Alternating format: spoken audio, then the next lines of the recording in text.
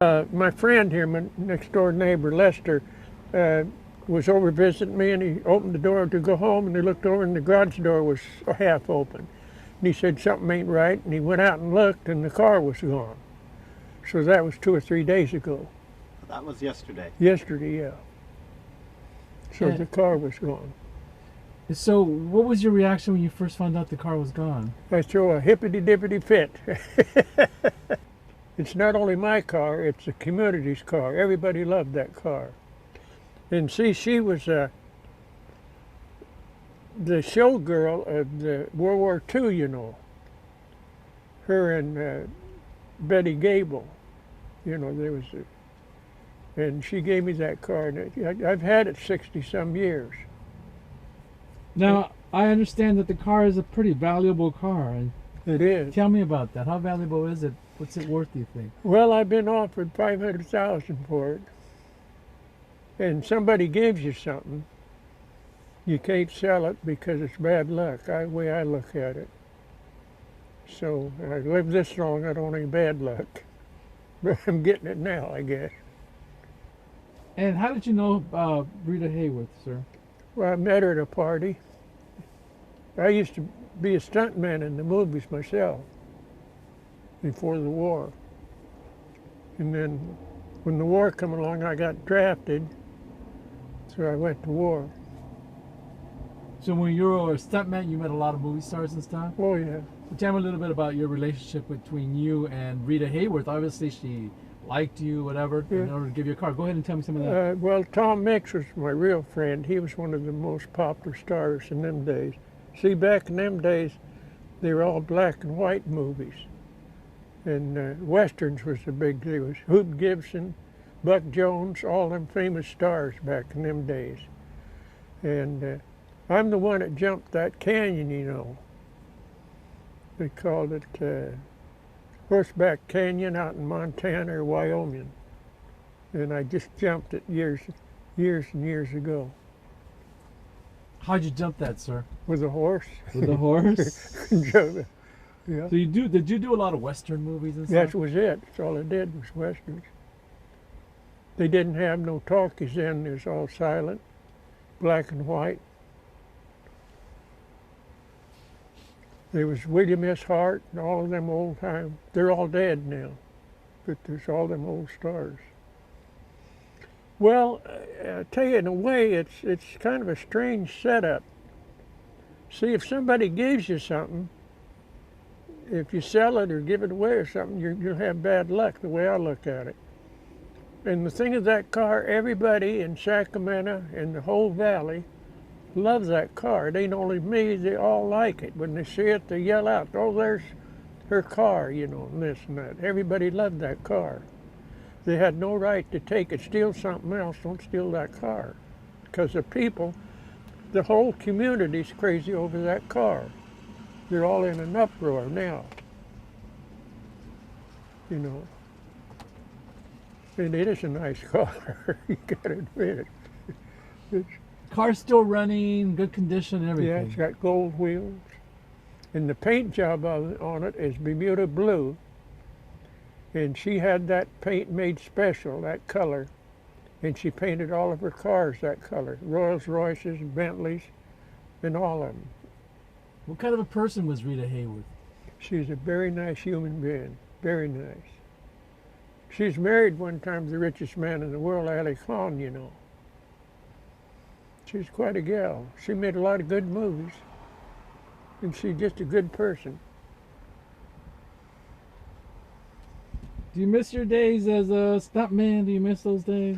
Yes, well, what followed that up, when I got drafted, I had to go to war. And then I got in some bad deals there. I had 2 ships shot out from underneath. I sunk twice, and I shot out of the air once. And I got banged up pretty bad. I got 3 Purple Hearts out of the bunch. But anyway, when you have 2 or 3 ships shot out from you, you're in pretty bad shape. So. Do you still have bullets in you? Oh, yeah. I'm full of lead. How old are you, sir? 106. Wow. What do you attribute your longevity to and your good health? Because you appear to be in really good health. What do you attribute that to? I don't take any medicine. It's just, I guess you just zoom along. Zoom along. I know in the old days, the food you ate was very little because you didn't have no money in the Depression. And I seen a lot of presidents come and go. And this country here, I was here in 1926 when I first come to here, and there's all dirt roads here. There's no pavement or nothing. And the cars in them days, we had to crank them. There was no self-starters. You haven't lived till you lived back in them days. You've seen a lot of history, huh? Oh my God. So Yeah. I got to ask you this question. What do you think of Donald Trump as our president? Well, I'll say one thing. He's a very smart man. Any man with that kind of money's got a lot of money. He's either really smart or crooked. he's got a lot of money, and he talks right up. If you could see those people, say something to those people that stole your car, what would you say to them? I wouldn't say anything. I'd just take them in a dark room and beat the hell out of them. See how they like that. A lot of people are going through a bad deal on account of that car. It ain't right. Nowadays you don't have to steal. There's plenty out there. The old days you could be excused if you stole because there's no money. But nowadays you don't have to do that.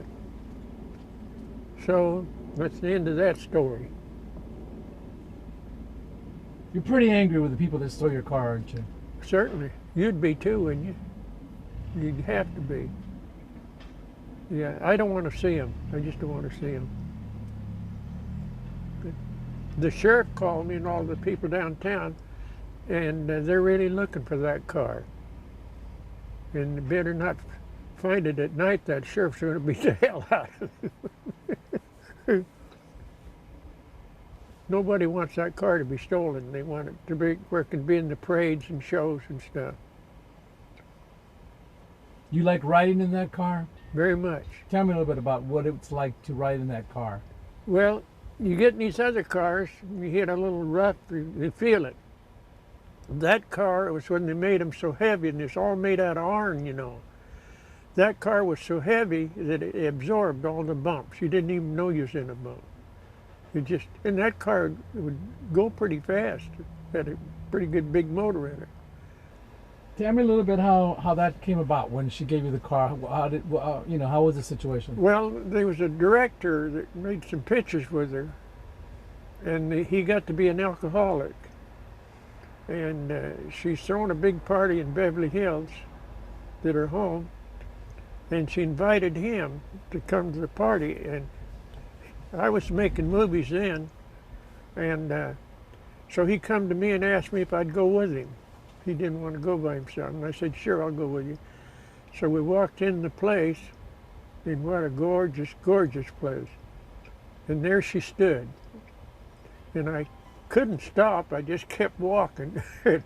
I came up to her and I said, would you like to dance? So we danced all around through the house, through the place, and laughed and giggled. We had a good time.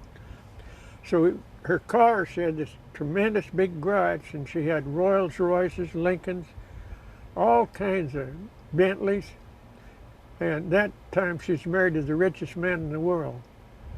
And she had all them beautiful cars. And she had this Cadillac was sitting over in the corner. Well, that was a cheap car the size of them other cars. And we got through dancing. She said, what car do you like? And I said, I like that old Cadillac over in the corner there, that blue Cadillac. And when she died years later, she willed that car to me. They brought it, shipped it up here to me. So I thought it was very nice of her. So I've had it about 70 years, that car. What year is that car? 1960. So see, it's 60, almost 70 years old. Tell me what it feels like when you're driving that car. How do you feel? Feels like you're floating. Feels like you're floating.